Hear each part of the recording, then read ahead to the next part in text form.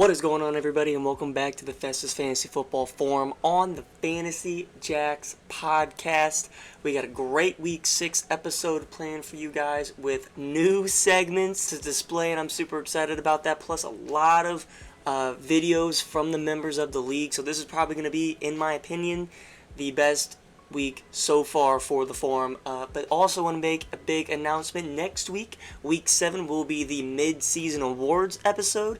And if you guys don't remember, there's a lot of things that I kind of just pick out. We don't vote on it, but I just pick out, and then we kind of go over in Week 8.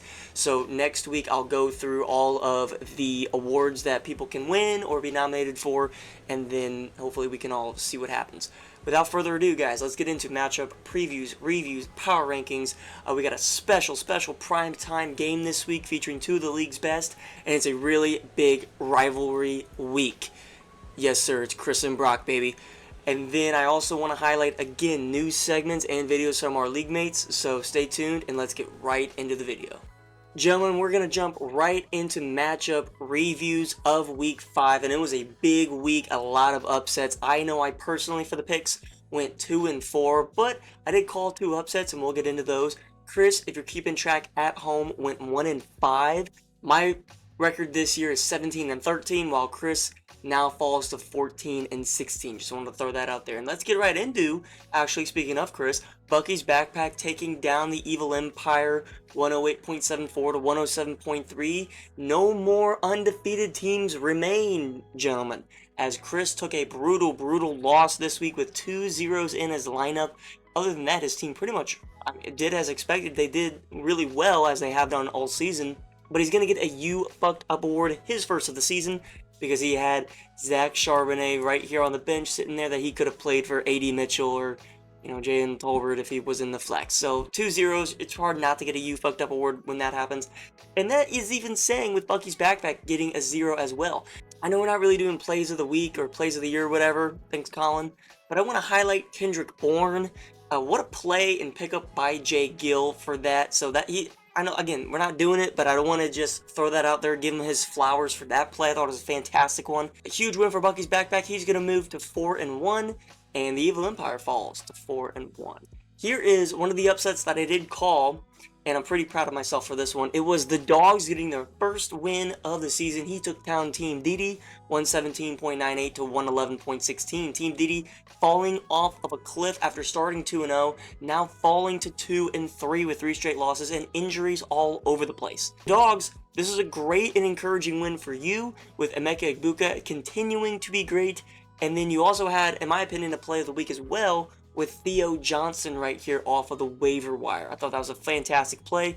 And although, again, nothing big happening from your trade pieces when you got rid of Bijan, I still think it was serviceable enough. Pittman with 15, Kenneth Walker with 10, T. Higgins, who was on your team originally, had 11, which is good to see finally. And then Terry McLaurin was obviously injured. However, an encouraging sign from the Dogs. Maybe can get him going now that Trayvon Henderson has more 50-50 split in the backfield. Maybe we see him get up in usage and up in points per game. Maybe this is more telling for Team Didi of how bad it is going right now for him. Brock Bowers looks like he's going to be week to week. Lamar probably won't play next week either. And he also gets, gentlemen, a You Fucked Up award. Why does he get that? Because he started Demarcus Robinson right here over Calvin Ridley. And based on the parameters of the award, Demarcus Robinson, 8.78. Calvin Ridley gets 10.61. You could have played Calvin. You didn't. You tried to be too pretty. You tried to be too cute. And it didn't work out for you. You lost and you got a You Fucked Up award. And I'm actually really happy to say that because I still think you suck. Let's go to the other upset that I called this week. It was Colin taking down Tony's team, the 12-man blitz, taking down Brockzilla is a piece of shit, 130.92 to 113.92. A 17-point win exactly for Mr. Doyle, and it was a great showing from the newly acquired Kyren Williams. Very happy to see that for him. Jamar Chase finally woke up. Deebo Samuel had a great game, and he got away with kind of a bad week from Hunter Henry, Justice Hill, and the horrendous DeMarcado play, which not really your fault. Kind of didn't know that was going to happen. Tony, he's going to fall to 3-2. Colin also gets his first win of the season, which is very, very good. Now he goes up against another bad team next week. I think that he can pull off a string of wins here and go on a nice run, barring any major setbacks from his team. Again, for Tony, surprisingly enough, you had a good week from Jared Goff and Amon-Ra St. Brown. JSN too. Your flexes fell through the floor for you. And you kind of saw this coming. A you fucked up award. Yes, sir. You get one for starting, I guess you could say either Jameson Williams or Woody Marks over Stephon Diggs, who went off with 24.6 points this week. Good win for Colin, looking to really get his season going. Let's go to a huge upset, probably the biggest upset of the year in my opinion. It's Dom's Girth. He destroyed Brockzilla. Dom's Girth just absolutely destroying Brock. 143.32 to 91.72. Brockzilla got its ass kicked by the guy that they traded, basically the farm, for Derrick Henry and Brian Thomas, who again only combined for 21 points. And Courtland Sutton alone put up 18, so that doesn't really say much for you. Quinshon Judkins, a light week. Pat Mahomes averaging like 25 points right now, which is fantastic. 23 points.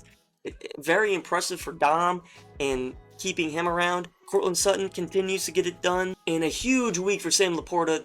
You holding on to him really did pay you some dividends. And Brockzilla, the first really, really bad week for you this season. No one over 20 points. I think that's the first time that's happened to you all season. Justin Jefferson had a good game, but Marv was underwhelming.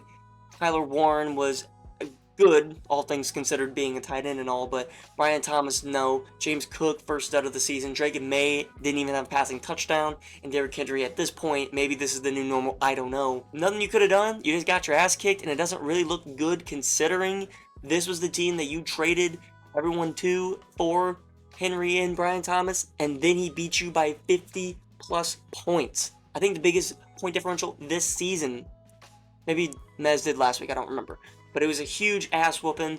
Great for Dom. Dom was even projected 100 points, Brock. You lost to a guy that was projected in the 90s. That's embarrassing as well, considering your team is so good. Great win for Dom's Girth. Let's go to the final 3 o'clock game here, and we got Can't Chubb Check moving to 4-1. He took down the Washington Redskins, falling to 2-3, and the final score was 154.26 to 117.98. A huge game again. I keep saying it every week. I feel like a broken record. A great game from guess who? CMC, Jonathan Taylor, Baker Mayfield. And oh wait, hey, my name's Mez. I don't have Bijan Robinson to play this week. Let me just go and conveniently get Rico Dowdle off the waiver wire, who, by the way, is going to put up 32 fucking points this week. Unfucking believable. I cannot with this guy.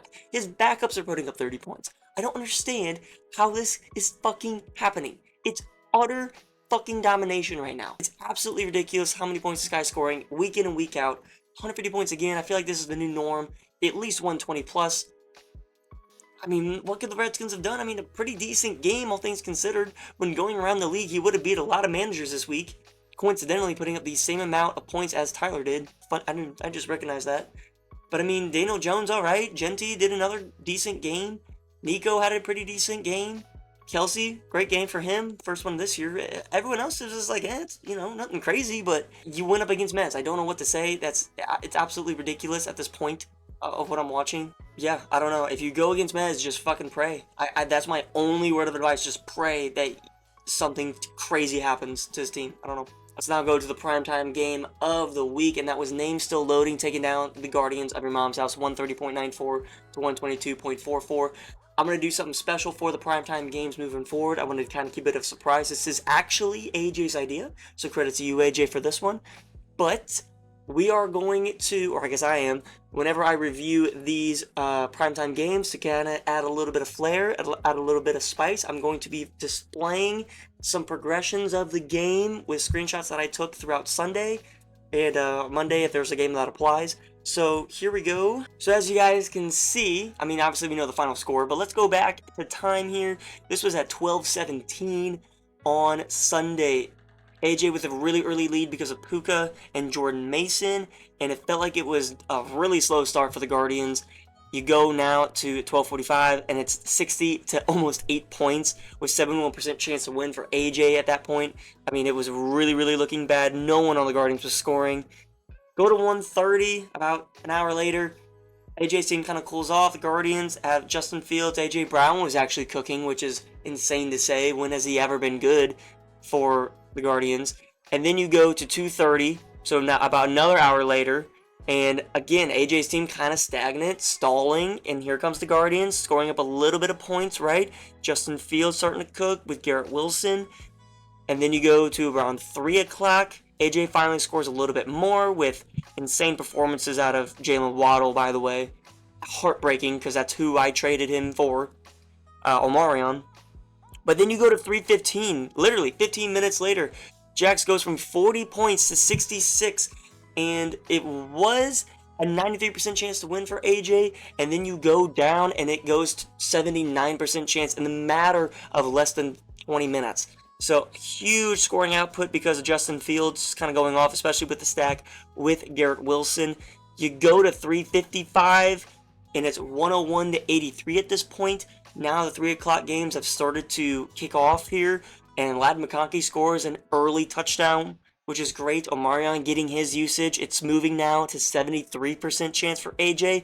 Go to 4:15 in the afternoon, 105 to 96. The Guardians, touchdown pass for David Montgomery. Omarion is cooking. Ladd McConkey's cooking. You can't notice it, but at the bottom, Michael Carter scored a touchdown. And AJ's team is stagnant. Jaden Daniels is doing nothing. Quentin Johnston, at this point, had fumbled. Thanks a lot, bitch. And it's now moved to 63%. Go to 4:45, another 30 minutes. It's a 12-point game. However, 73% chance for AJ. 5:10 now. 114 to 101, an 83% chance to win for AJ. It really stalls for David Montgomery and Ladd. Omarion Hampton goes to 12.3 points. That's pretty much it for him as he gets his sprained ankle really soon after. Jaden Daniels starting to cook a little bit. But again, Quentin Johnston not doing anything. Chase Brown, as Chase Brown does, not doing anything. There's chances for the Guardians to attack here. Go to 5:30 now. It's 116 to 112. Sub 60% chance to win for AJ. That's the first time that's happened since Thursday. Jaden Daniels in the red zone in this picture shown. David Montgomery just ran in his second touchdown. Michael Carter's been getting good PPR value. It's a 4-point game. Go to 5:34. 12 minutes later, it's a 1-point game and a 50-50 split for the Guardians and the AJ's team. Name still loading. David Montgomery cooking. Ladd McConkey got a couple more catches. Again, Michael Carter doing better. And Chase Brown, Quentin Johnston, Jaden Daniels not doing anything. And then go to 5:53. It goes back to 82% chance. Omarion Hampton officially, at this point, is out of the game with a sprained ankle. Ladd McConkey can't get anything to be thrown to him. And then we go to 6:03. It's a 98% chance to win for AJ. And only a 5-point game at this point. There's definitely a chance here, considering Michael Carter at this time was still on offense. Something crazy could happen. As we now see on the screen, Jaden Daniels throws a touchdown. Super disrespectful, by the way, as a Chargers fan. Now, you wouldn't maybe think about it, but I do have to give myself a You Fucked Up award for this week because I, ironically enough, dropped Rico Dowdle to waivers. Let's see. Yeah, it says that right here. October 1st. This was right whenever the Michael Carter, Trey Benson news came out. I dropped Rico Dowdle to waivers, pick up Michael Carter, who played good for me. No, not lying at all. Like, he played great. But Rico Dowdle played better. Obviously, scored 14 more points. Would have won me the week if I had just dropped fucking anyone else. Unfortunately, kept Alec Iomanner over him. I think that's a really bad decision on my part. So, 4 You Fucked Up awards this week. Most, I think, all time in a week. And a great win for AJ. He now leads the division at 3-2. I know it's not shown here today because I'm recording this after that awesome Monday night game. Fuck the Chiefs, by the way. So, guys, I hope you guys enjoyed that. I thought it was kind of fun to go through the game a little bit. Maybe I'll do that. I think I'm going to do that regardless for the rest of the season. I think that adds a little bit to the primetime games. So, hopefully you guys enjoy that. If you don't want me to bother, I can just do what I normally do. But with that out of the way, guys, let's get into our brand new segment. I am really excited to unveil this to you guys. It is the Festus Fantasy Fact of the Week. Every single week from here on out, we will be uncovering a fact about Festus Fantasy Football specifically. It could be anything, a range of outcomes, a range of whatever.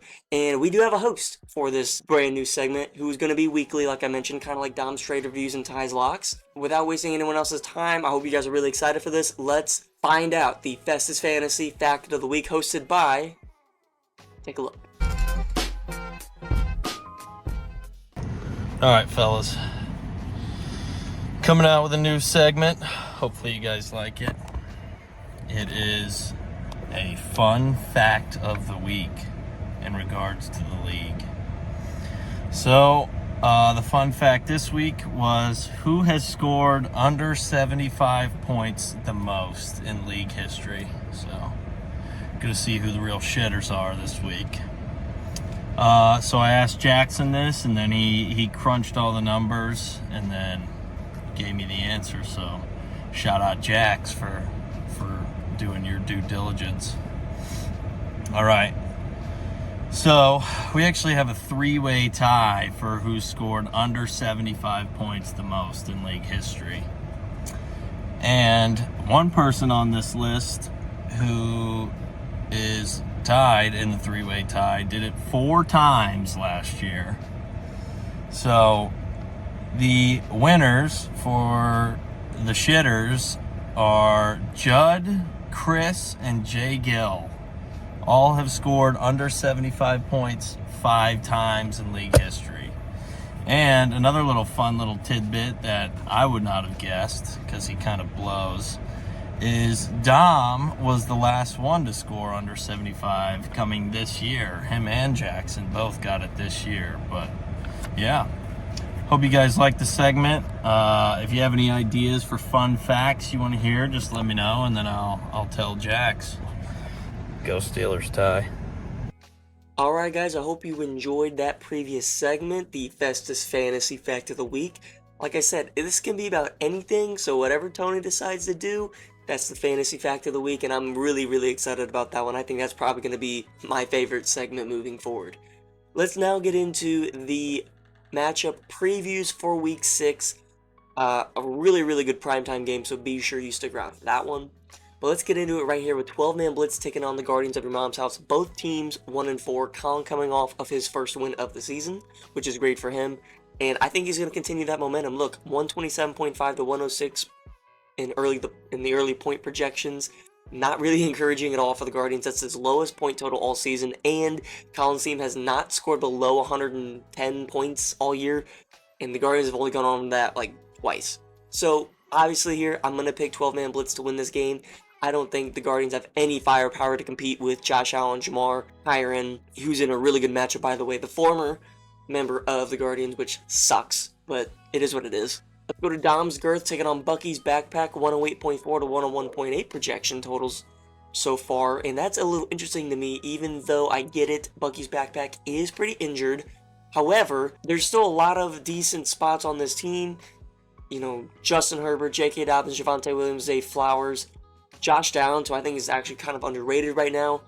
But when you look at Dom's Girth, Mahomes is playing phenomenal, Judkins is playing phenomenal, DK and Sutton have been playing phenomenal, and then you now have the resurgence of Bill Krosky-Merritt. I think Dom's Girth is going to win this week. I can't believe I'm saying this, but I think he has more firepower. I think he has a better team, which has not been the case at all in any game he's played all season. However, the Brian Thomas and Derrick Henry trade has paid a lot of dividends for Dom, and I'm really happy for him for that. It was a great trade on his part. I think he's going to keep winning, so I'm going to project Dom here to go to 3-3. Kind of unfair for Jay Gill. I mean, no Bucky, no Malik Neighbors, still no George Kittle. You kind of have to just accept it. It's okay. Next up, let's go to the Washington Redskins taking on Team Didi, 108.4 to 92.4. That's insanely low. I wonder what quarterback he's going to be playing this week off of waivers. My guess is probably Matt Stafford or Caleb Williams. I think Austin's team is just injured. I think it's super unreliable at this point, especially in the wide receiver department. No Brock Bowers probably again this week. No Lamar again, obviously, as we know. Flexes have been a little boomer bust. I think the Redskins can take advantage of that and move to 3-3. Next up, we have Can't Chubb Check taking on the Dogs. 137.7 to 97.9. This is holy fuck. That's crazy. Obviously, these two teams made the big trade earlier this season for Bijan Robinson, who plays on Monday Night Football. So, if Ty wants any chance whatsoever, he's going to have a pretty substantial lead going into Monday night, which he's probably going to have it after Thursday with two Thursday night game players, unless he changes Jackson Dart. I don't imagine he changes Theo Johnson, but Jackson Dart maybe. For Mez, unfortunately for Ty, he has no one to on by besides Jordan Addison, which is fine when you have Keenan Allen Smith and Chris Godwin.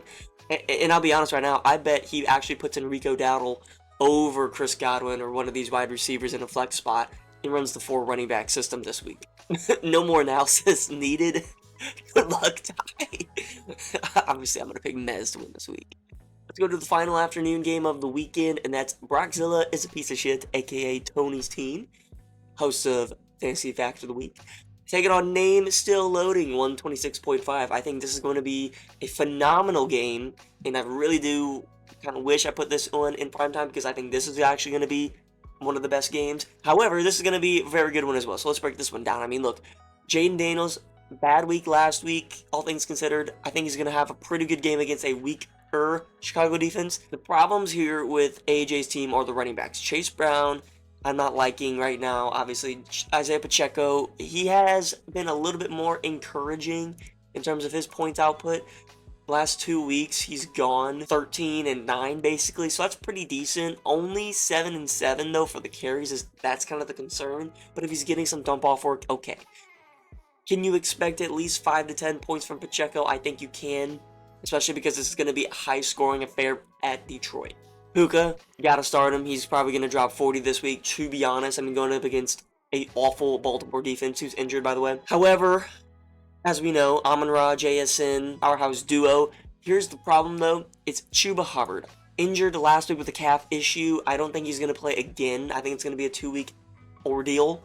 So look for Travis Etienne to be in this RB2 slot with someone else here in the flex. Maybe he goes off of waivers. Maybe he plays Stevenson or Jameson Williams. I think I honestly would pick Jameson Williams this week because he against a team like AJ's right now, with Puka being as good as he is, with Jake Ferguson being as good as he is, Jane Daniels, we know his upside. I think you kind of have to take that dart throw. If I say something that's probably wrong, you should probably fade it, but I really do think if you want a chance to win this week, Jameson Williams gives you your best option. I get it, his consistency, not there, but in that dart throw game, like in Chicago, 2 for 108 and a touchdown, that's what's going to win you the week, not the safe Ramondre Stevenson plays getting you maybe 10 points, right? Maybe. You do whatever you want. I'm going to go with AJ to win this week. I think Puka Nacua is the best player in fantasy right now, and I don't think he can be stopped considering how good the surrounding cast is for AJ. If there was anywhere to be exploited, it would be the running backs like Achane and Etienne. They can severely outpace Chase Brown and Pacheco, and that can just match Waddle and Puka. I don't know. I think AJ is going to win this week. And now, guys, let's go to the primetime game of the week. This is probably everyone's favorite week of the season. I know it's mine. This is the most shit talking I think we're going to get all year. It's a pretty good game with 2 of the best teams in the league. So, obviously, our managers sent in videos. Week 6 prime time. Brock versus Chris. This is what it's all about. I'm excited. Chris, probably not too excited. I mean, I feel like this is kind of a throwaway game for him, considering he just traded for an injured CeeDee Lamb. I mean, I guess he might play, but I kind of doubt it. But, I mean, I'm excited. There's not really much else to say. I hate Chris. I don't want him to win. I never want him to win. And he keeps finding a way, so got to give credit where credit's due. He's 4-1, but, you know, someone's got to take him off the pedestal, and who better than me? I mean, we got James Cook, who needs some redemption. Josh Jacobs, keep doing his thing. Drake May, need a little redemption from last week. Derrick Henry, probably not going to do too much this week, playing the Rams. It's kind of ugly. It's fine. Brian Thomas and Marvin, let's do it. Roma Dunce, probably gonna, he sucks. Not even good. Neither is Jahmyr Gibbs or Breece Hall. Those guys can kick rocks. Trey McBride, Marvin's gonna out-target you. That's what's gonna happen this week. Other than that, I really don't have a whole lot. I hate Chris, and I think it's time for him to lose, and I think this is a beautiful time for me to come and get a W. Tie the league with I think winning percentage, hopefully. But we'll see. We'll see what happens. I mean, we're gonna rally the boys. We're gonna coach them up. We're gonna tell them to go out there, have some fun, kick some ass, and that's about it. This isn't the most motivational speech for my team, but Trevor Lawrence isn't very good at motivational speeches either, and they just beat the Chiefs. So, who am I to say? Yeah, I mean, we're excited. Hate you, Chris. Fuck you. Hope you score under 100 this week, but other than that, I'll see you Sunday. All right. What's going on, fellas? Week 6. The vibes, another prime time. This franchise is just used to the bright lights, and last 2 primetime matchups we've performed. We've shown out in front of America, and I plan on doing the same with this one. I mean, it's Brock. No one's ever looked at that guy and said, whoa, look out for his fantasy team. You know what I mean? Like, I've never been afraid of it. I love playing Brock. That's like prime Brady-led Patriots playing the Dolphins. Like, you looked forward to that game. That was a stat game. Edelman was getting 100 yards. Gronk was doing his thing. Like, I don't know why you'd put that game prime time, for real. It's like, I don't know. Obviously, it's Brock Hay week, and people know how that goes, but I just don't know if it's going to be an entertaining match for the fans. I mean, it's kind of expected. Everybody knows who's supposed to win this one. But once Brock is 3-3, man, he's going to shut the fuck up in the chat, and I can't wait for that, because somebody needs to shut his little ass up. And, Brock don't really fuck with me either. Like, I know I took his ring. I mean, he didn't even show up for it. In the past 4 years, I think he's beaten me once. So, I get it. He thinks we're rivals, but, I don't know. I look at it as a stat game, for real. Good luck, brother. You're gonna need it this week, because I think the Evil Vampire has it. Clear as day. You're trash, Brock. Alright, thank you guys so much for sending in your videos. Let's get right into this breakdown here, okay? Jalen Hurts against Drake May. I think, surprisingly enough, Drake May is going to have a better game, even though both defenses pretty decent that they're going up against. But Jalen Hurts tried throwing the ball last week, sucked. And I don't think they're going to keep throwing the ball. I think they're going to run the ball unless they throw it more efficiently, but who knows with Jalen Hurts? I don't think he's a good quarterback. Josh Jacobs and James Cook versus Jahmyr Gibbs and Breece Hall. Personally, I think Brockzilla wins that. I don't like the matchups of Breece Hall and Jahmyr Gibbs whatsoever. Denver is shutting down running backs. Kansas City has always shut down running backs. Then let's go to the wide receiver room. Marvin Harrison, Matthew Golden, no Justin Jefferson this week because of a bye week. That's a huge hit. So that does suck for him. Against Drake London and Rome Odunze, I think obviously that's a Rome Odunze and Drake London win for Chris there. Tight end, Tyler Warren, Trey McBride, 2 guys actually playing in this game together, so that's funny storyline there. I think that's a wash, honestly, unless someone gets a touchdown. They're both averaging around the same amount of points. Trey McBride, 12.5. Tyler Warren, 13.3. So, pick your poison. It's the flexes that are going to be interesting this week. Rashid Shaheed and Rashad White up against Brian Thompson, Derrick Henry. Here's the truth, guys. You want to just off a name value say Brian Thompson, Derrick Henry, but you can't because they're not performing well. And now Derrick Henry has another tough matchup against Los Angeles at home with no quarterback again. And we saw that win last week. On the flip side, you have Rashad White and Rashid Shaheed with decent matchups, dart throw type of players. Rashad White's going to get a little bit more work, obviously, with no Bucky. So I'm going to go with Chris to win this area too. I honestly think, guys, that Chris is going to win this week against Brock, keeping up his long-term record, his winning record against him. I believe it's 5-1 or 6-1 or something ridiculous. I think it's going to continue this year. So guys, let's go through all the picks again. I have Colin winning, I have Dom winning, I have Judson winning, I have Mez winning, I have AJ winning, and for the primetime game of Week 6, one of our best, I got Chris winning.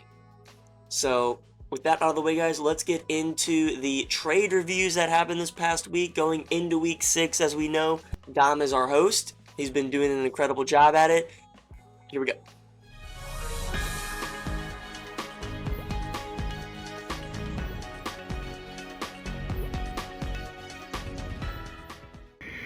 Yo, Week 6 here, trade reviews.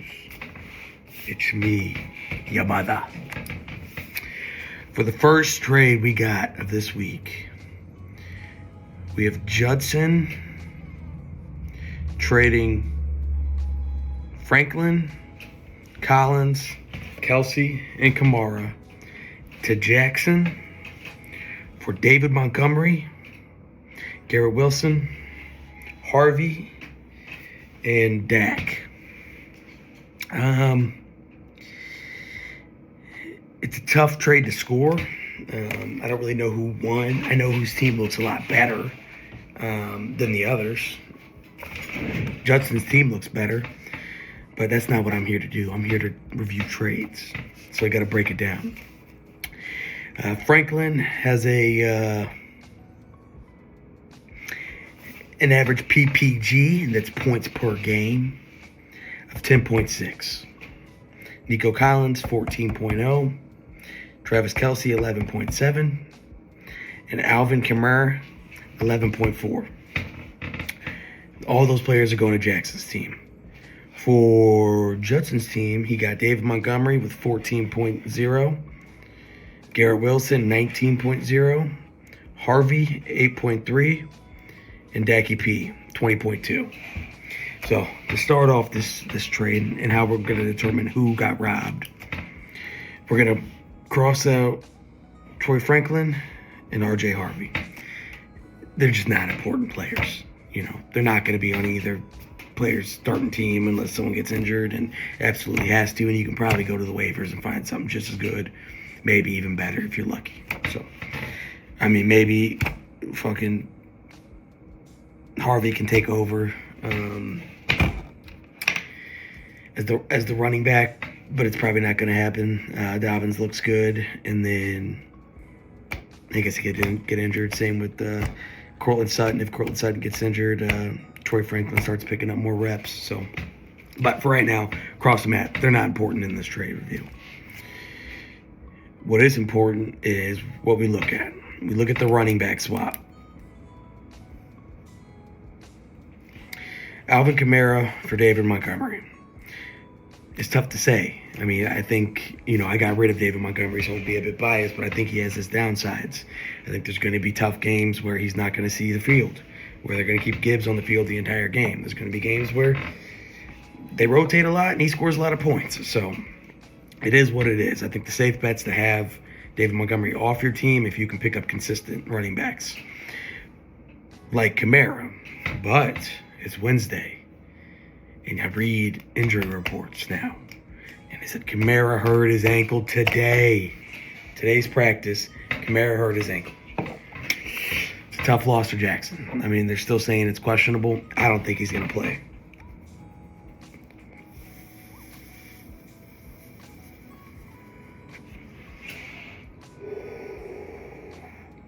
I'm looking fatter than usual. It's because I eat fucking half a rack of ribs, 2 giant fish things, chips, and coleslaw, and drink probably 5 Diet Cokes.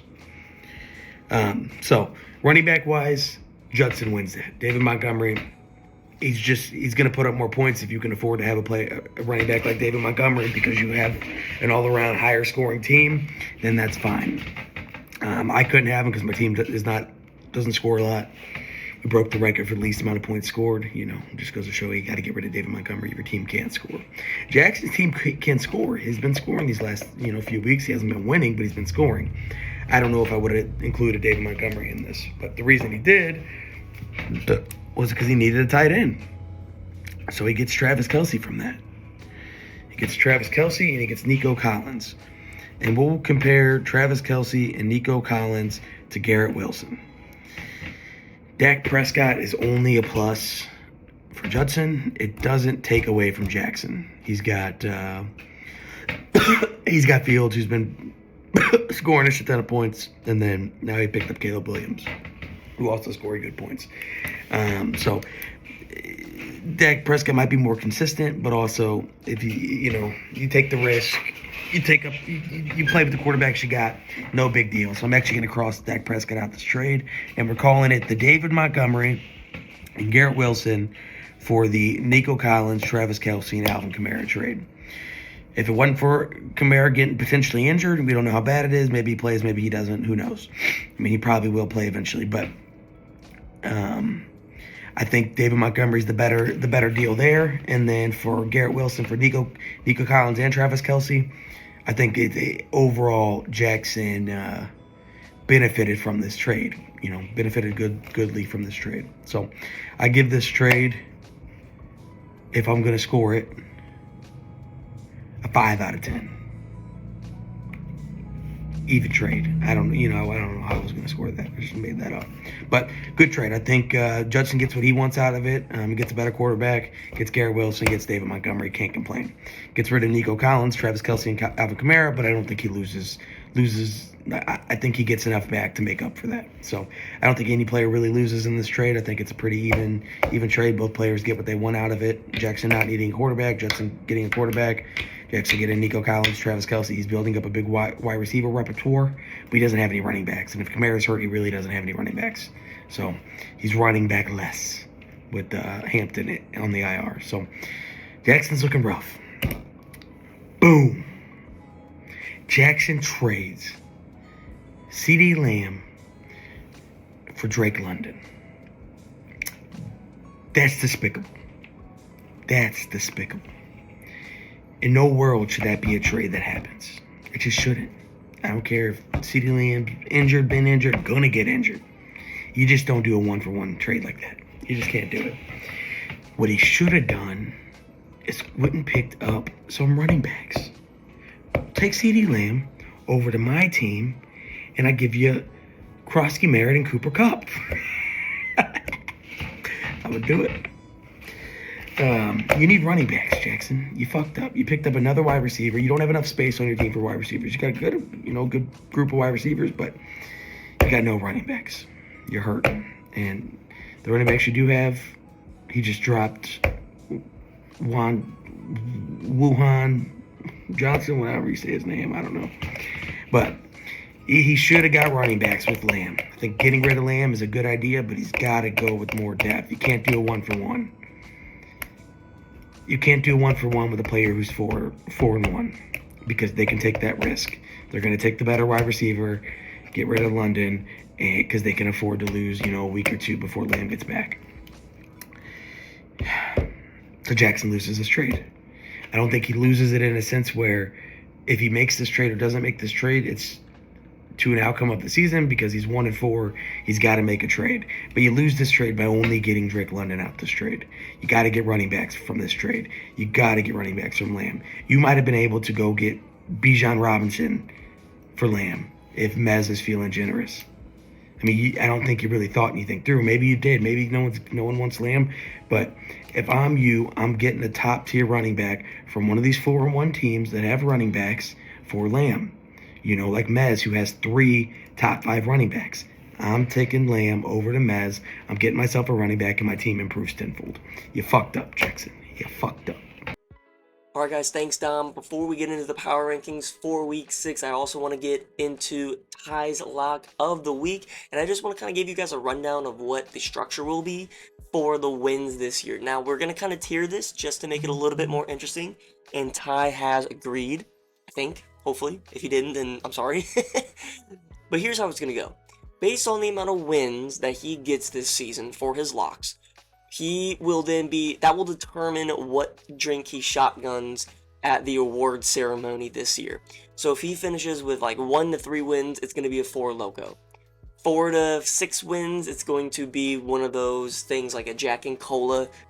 7 to 8, 7 to 9, 10 wins, that can be like a Busch Light, Bud Light, whatever. And then 10 to 12 or more, I guess, can be a Twisted Tea. So obviously giving him some incentive to do better. Now last week, it didn't work out for him. So hopefully this week, he can get back on the winning train. I think he's 1-3 right now, or 1-4. So without further ado, Ty, what's your lock of the week? What's good, fellas? Back for another segment. Back like I never left. Another segment of Ty's Locks. You guys ain't covering. You guys ain't fucking covering. And I'm starting to get real pissed about it, okay? Jesus. And now, Jackson says he wants to punish me at the end of the season if I do bad on my picks throughout the year. Well, this is just some bullshit, ain't it? Well, I decided to have a little fun this week. Since I did miss week 1 with this segment, in true gambling fashion, we can't get a one-legger to go. Guess what? We're gonna throw 2 legs. We can't get a straight bet. Parlay that son bitch. Parlay it. You flip it. You flip it. You can't be scared out here, okay? You gotta fight your fears. You gotta face your fears. Run through that shit head on. Okay? That's what you gotta do. So, I've decided to take 2 dogs this week. 2 dogs. Love my team. Not my team now. Not this season. I love my franchise. Not my team. I guess I'll rephrase that. But 2 dogs this week. I'm going to take Brockzilla as a 6-point dog, the Evil Empire. Usually Chris does pretty well in this matchup against Brock. I think this year Brock's got it. I think Brock's got his number this week. That's all I'm going to say about that. It's 2025. That piece of shit Brock, he going to get you. +6. Give me that. Then, you guys might not like this one, but I'm going to take the Guardians, Jackson McFarland, to cover a 16-point spread against 12-man blitz. I think that's too many points. So I'm going to take that. I think Jackson's team, I think he might get something going. A.J. Brown against the New York Giants, the G-Man. I think he could get going. Think about, he picked up Caleb. If Caleb can get going, I think his team have a pretty solid week. I'm not saying I like his trade that he made, because Lord knows what Jackson says about my trades and everybody else's. But he did what he had to do, I guess. Think about the Chargers. Ladd McConkey. They're going to have to throw the ball. I know he's been really the third option, I guess you could say. But, I mean, is true Jim Harbaugh fashion, is he going to run the ball 25 times, split carries with the 3rd string and the 4th string? I don't know. I doubt it. So I think, give me Jackson +16. Give me Brock +6. Parlay that bitch. Let's go. All right, everybody. Final segment. Power rankings for week 6. I'm just going to show you kind of the league home here. Everyone, I mean, we don't have to look at it too deeply, but, just giving you guys kind of an idea. Whatever. Let's get into now number 12, guys. We got the Dogs. And it's unfortunate, again, a good win last week against a division opponent. In a weaker division, this is going to be pretty important to get these wins. Ty's team doesn't look too great, unfortunately. I will mainly put this blame on Travis Hunter, who's been just a complete disappointment. And Terry McLaurin is not healthy yet. Juwan Jennings also not really healthy yet. But for right now, I still got to keep him at the last place spot. I think that's only fair. Lowest scoring points, tied for the lowest record, lowest percent chance to make the playoffs at this point. At number 11, guys, I have the Guardians of a fucking bitch house. Another kind of deal like Ty. I mean, well, mainly for this team, it's been injuries. Injuries to now Omarion Hampton, CeeDee Lamb. Tight end has now fallen off a cliff. There's been kind of just really bad outlook right now for the Guardians. If you wanted to put this team at 12, I wouldn't argue with you, considering the injuries and considering the lack of scoring, second worst in the league. Unfortunately, I don't really know why. You know, I don't really understand what went wrong with this team this year besides injuries and, I guess, being wrong. Maybe I was just wrong. I don't know. At number 10, I have a guy that fell from the fucking mountains. Falling out of number 10, and that's because, look at the injuries. I don't know why he has Lamar in a starting lineup. He's not playing this week because he's injured, and they have a bye week next week. If he does play, that's insane. Even still, Lamar is injured. Bowers is injured. Ricky's been injured. James Conner was hurt to IR. You know, Xavier Worthy has been injured. It's been an injury-riddled season. Really, really bad. So far, the most injured team of the year, I would say so far, for sure. But even with that, you don't really have super high upside players in Jacoby Myers. I mean, Calvin Ridley finally did something for you, but that was his first game of the season. You know, Ricky Pearsall, what's really his upside when everyone comes back? A bad showing from that East Division. A really bad showing by us. I don't really think you could argue, though, that these are the three worst teams in the league, especially considering the outlook season long. Let's go to number 9. Moving on up a little bit after that win last week, I have a 12-man blitz. It's because it's spearheaded by some really good players. I mean, look at these high projection totals still, and that's even with a 1-4 record. It's because you have Josh Allen. It's because you have Jamar Chase. It's because you have Kyren Williams with a huge projection total this week. Good for you. Oh, damn it. Debo, you know, those early season veterans that are producing at a high rate, that's really good for you. You took advantage of that with Debo, with guys like, I mean, Jaylen Warren, even still, not really a great name value guy, but he's getting the usage, and it's been a great draft pick for you. Quarterback 1, running back 8, wide receiver 9 after a huge week last week, tight end 5, wide receiver 7, tight end 9 if you wanted to throw him in there too. Really impressive right now what 12-man blitz has built, and I think it's going to be a huge run of wins coming on here for Colin. I would not be shocked to see this team still make the playoffs even after this god-awful start. At number 8, and you probably move this team to 9 if you wanted to. I'm not going to really argue if you did, but Bucky's back at number 8. I think a 4-1 record, although is really good. The outlook for this team right now is pretty bleak, right? Injuries have decimated this team as well. Bucky, Kittle, Malik Neighbors gone for the season. And then you got to look at it too. The flexes are bad. There's not a lot of depth on this team this year, which is fine. You have players to trade if you want to fix that. But your running back room has been doing really solid. But are these, you know, running back 1s and 2s? I don't know. I would prefer them to maybe be flexes considering where they were drafted. But you got them right here helping your team out for the time being, which is important. I think the low projection total says a lot, and I think it says a lot not because of anything in particular except the flexes. Malik Washington, Kendrick Bourne now coming back down to earth. Even Josh Downs I think is a flex play. You just don't have that other player, and I get it, injuries, 100% injuries. So maybe you make a trade to round out this team. I don't know. Maybe you trade JK. Maybe you trade Javonte. Upgrade somewhere if you wanted to. I get it. Running back 3 and 13. You can't really upgrade from there. But just to maybe be safe season long. Because can you be confident in the production of these two being sustainable? Personally, I don't think I would. I don't think Brock did either. That's why I traded him to you. Especially with J.K. Dobbins and his injury history. But that's a you decision. That's a you decision for sure. Either way, you're still 4-1. You have a lot of wins to play with here. Let's go to number 7. He's shooting up the rankings, guys. Dom's Girth.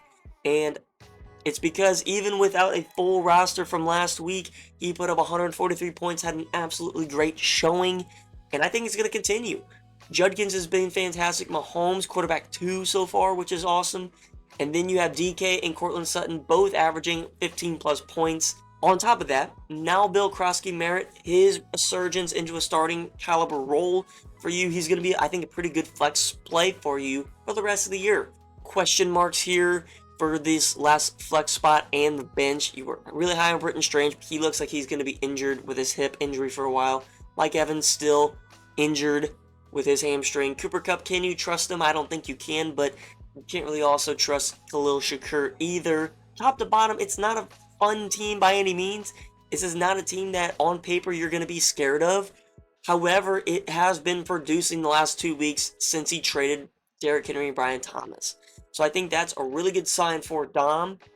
And I think Dom just has to keep going with this roster. I don't really see what moves he could make unless he tried to trade Judkins and one of these flex guys for an upgrade somewhere if you really wanted to. I don't know if you have to, but I guess you could. Either way, I like the outlook of this team, and that's why I have it ranked so high, especially over Jay Gill, who's a 4-1 team. Maybe a hot take, probably a hot take. I'm sorry, Jay Gill. It's not your team's bad or anything, but I think the outlook for Dom's Girth is pretty good. Let's go to number 6, guys. I have the Washington Redskins here, sitting at 2-3 as well. Look, Genty has become a every week reliable starter, especially with his pass game. The problems are Alvin Kamara, in my opinion, and then Tedroy McMillan and George Pickens whenever CeeDee Lamb comes back, so the outlook isn't fantastic. However, you do have good tight end play with Kelsey and Kraft. You have good wide receivers with Nico Collins. I made fun of this team calling it unseasoned chicken. Now that Genty has gotten to a point where he's super reliable, averaging 15 plus points a game, I wouldn't say it's completely unseasoned chicken. But maybe it's just unseasoned steak. Is that fair to say? Right? Unseasoned steak is still good sometimes, right? You can still get by with it. Maybe I'm being too harsh. I still have this team ranked in a playoff spot, technically, and that's exciting. Let's go to number 5. And I have Tony's team. Tony, thank you for your service. I see a lot of potential. Ignore Chuba Hubbard right now. He's not going to play this week. I'm 95% confident in that. But you have really good depth with Diggs and ETN. And then you have some dart throw guys like Jameson Williams, Woody Marks, and Ramondre Stevenson if you wanted to. For some reason, this team is not trading. I don't know why. Now you have a Dolphin stack. Now you have a Detroit Lions stack. And you still have the Viking stack. I hate it. I hate all of that. I don't know why you're not trying to make a move off of somebody at this point. Now, the scoring is there for Tony. But you're relying so much on 3 teams every week. That is not sustainable for fantasy purposes. I think you do have to make trades. I get it. You don't want to trade Devon Achane. I probably would not either. Or Amon-Ra or JSN. But I feel like ETN, Diggs, Waller, Chuba. I think these guys should be prime trade candidates for you to get rid of. I really don't see the love for them. Right? ETN averaging 15 has been great. But I think you can get a more reliable guy for that. And I think you can get an upgrade in your flexes. I think you can move Travis Etienne and Ramondre, or Travis Etienne and Diggs, or Travis Etienne and Williams, or whatever you want to do, and go get a huge guy. Maybe you trade Chuba. Maybe that Rico Dowdle is kind of freaking you out. Maybe you go trade Chuba and upgrade there. Just get rid of that Panthers backfield. I know I'm being critical on Tony's team. It's not because I think it's a bad team whatsoever. Obviously, I have him ranked 5th. He has the 2nd most points scored in the league, I believe, and he's 3-2. He's a winning record, 1st in his division. So you have to respect that from this manager. I'm just saying, I think season long, yes, this team will make it to the playoffs, in my opinion. But if you really want to take it over the top and win a championship this year, I think some moves have to be made. And where do I think you make those moves? Chuba, Etienne, Diggs, and any of these bench guys. Maybe even Waller for a tight end needy team.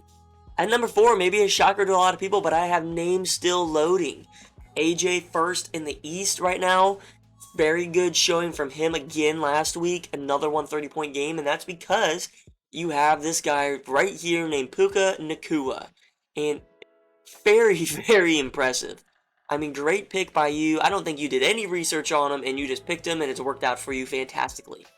I don't even think that's a word, but that's Puka deserves it. Also, a late round sleeper pick right now for Tom Brady of the Year, or Tom Brady Award winner of the year, Jake Ferguson, tight end 1, averaging 17 points a game. Holy fuck? From a tight end, that's crazy. And then you have a solid flex play in Quentin Johnston. You have decent flex play, I guess, too, in Jalen Waddle if you flip-flopped him. The problem with this team is the running back room. There's no question about that. Chase Brown, Pacheco, you cannot win a championship with those two guys. I think that's pretty obvious. Unfortunately, Chase Brown, probably the biggest miss of fantasy all year besides maybe like A.J. Brown or Ladd or Brock Bowers or whoever. Probably the biggest miss so far this year. And when you go to the bench, you don't have any other running backs besides Jordan Mason, and even him, he's losing his job. Not his job, but he's losing his full workload next week or 2 weeks from now, whenever Aaron Jones comes back from that hamstring injury. So he didn't already catch passes, and now he's going to lose some rushing work. That's not a good outlook for the running back room. I think a move needs to be made for AJ here, but he's not going to because he is good. I think he's just going to ride this out. I think he's going to keep winning at his pace. I think Puka's going to carry him, averaging 27 points a game. That's absurd. He's almost averaging as much as all three of his running backs combined. That's how insane this guy is. So, obviously, ride that out. Jaden Daniels still going to give you that rushing upside for a quarterback. So, no other words really for AJ. Just, please don't fucking trade Puka. I swear to God, if you trade Puka. However, if you think you need to make a move to get a better running back, I do not hate that at all. Number 3, I have Brock Zilla. Okay, first bad week of the season for Brock. And it's not encouraging to see Derrick Henry at running back 23 and Brian Thomas at wide receiver 40. Still, neither of them have produced well besides 1 week out of Derrick Henry, which that was in like week 1 or 2 or whatever it was. For the wide receiver room, whenever you don't have Justin Jefferson in there, it looks really, really scary with Marvin Harrison, wide receiver 22, and Matthew Golden, wide receiver 79, and that's now with being a starter full-time, not producing. He's just not producing with no Jaden Reed. James Cook, as we know, obviously he's fantastic. Josh Jacobs, he's pretty reliable in most cases, especially against good matchups. Drake May and Bo Nix, you can play either. I prefer Drake May because Bo Nix is ass. Tight end 3 and Tyler Warren. Running back 4 and James Cook. We have the name value Justin Jefferson, who's wide receiver 11 now. Brock has said he's waiting to get to the end of the season for trades. He's riding this team out no matter what. If he loses again and falls to 3-3, which is very possible, I wonder how true that'll be from Brock. I get it, you don't want to panic, but when you've talked up your team like you have, and now you stop producing, you kind of sound like me, honestly. You kind of sound like how I've been. You talk better than they are. Maybe some changes get made. Can't trust it. Can't trust it at all. Let's go to number 2, guys. The Evil Empire. Week by week, we're just waiting for Rashee Rice to come back, and this team is going to be pretty scary, I will admit. Once you get to move Shaheed or White out of that flex and put Rashee Rice in there, it's going to be a dangerous, dangerous team. Again, my only complaint about him is that if Gibbs or Breece Hall go down, and we already saw Breece Hall kind of get banged up a little bit the last 2 weeks, where do you go from there? I mean, that's when the trades are going to be made for Chris. He's said that he's not trading that much this year, and he's playing a reactionary, a defensive game right now, waiting for something to happen. And that something to happen is going to be a running back get injured for him to make a move. I doubt he trades just a trade at this point. I think he rides this out, being at 4-1, probably going to be 5-1 after this week. But if he loses Gibbs or Hall, you best believe there's going to be a lot of changes made to fill that hole. Still, though, top to bottom, quarterback 4, running back 5, tight end 4. 2 guys, almost 3 guys averaging 20 points. Like Mez, I think this is the top 2 team. As we all know, Mez is insanely good team, so let's just go there to number 1. There's really no argument for anyone else. You can't tell me, and you cannot convince me. Quarterback 3, running back 1, running back 2, running back 7. That's off of a bye week, by the way. Fucking insane. And then decent wide receivers to kind of carry the weight. But you have averaging 21, 25, 24, 22. It's ridiculous at this point. Even Jordan Addison, who we got from tying that Bijan trade, he's played 2 games, he's averaging 15 points a game. It's very respectable. It's scary how good this team actually is. I think the championship is Mez's for the taking. I don't see how this team loses, truthfully, unless there's injury. But even if there's an injury to any of these positions, you have a top 10 guy to fill in for you. If McCaffrey goes down, that sucks, but then you have Bijan fucking Robinson to go into this running back spot. Wide receiver goes down, it doesn't really matter because you've got about 5 guys that are all the same caliber, and you can just plug right in. I think the only weakness on this team is Mark Andrews, that tight end. And if you want to trade some guys, maybe package a 2-for-1 in the wide receiver room for a tight end and, another low-end guy, you can do that. We've seen, like last year, Colin had the running back 1-2, and then he had Christian McCaffrey, but the production was not 25, 24, and 22 points a game. It just wasn't. This is unheard of on top of your quarterback playing as good as he is. It's Mez's for the taking, guys. It's Mez's league. It's Mez's championship this year. Someone's gotta step up. I'll do it. I'll step up. The Guardians will step up and take him down. So that's it. That's gonna be it for me, guys. Let's go back to the standings. Look again. God, it's disgusting. I hate my fucking team. I hope you guys enjoyed. If you did, please leave a like. If you didn't enjoy, go fuck yourself. It's kind of rude. Hope you enjoyed all the segments this week. I think this has been probably the best episode so far this year. And just want to give another shout out to all the managers that sent in videos and did their weekly occurring segments. I'm really excited about that, keeping that up. For next week, guys, I'm going to lay out, maybe I'll do it next week, I don't know, maybe week 7, week 8, the mid-season awards, so be excited, be on the lookout for that. That's going to be another good episode. I'll probably do it next week, who cares. I hope you guys are enjoying it. I'm not. I'm not. I don't think Ty is either. But I think everyone else is having a good time this year. I think everyone feels like they're in it. There's a clear number 1 team. We'll see where it goes from here, guys. It's a long season, though. We got a lot of weeks. Remember, if you want to make the playoffs, just get to 7 wins. That's your best chance. Just get to 7-7, and that gives you a chance to make it. Obviously, if you get to 8 wins, that's even more of a guarantee to make it. So, for anyone that's down in the dumps, like myself, there's your little bit of encouragement and something to look forward to. So, hope you guys enjoyed, and I will see you guys this week. Good luck to everyone except Colin. Go fuck yourself.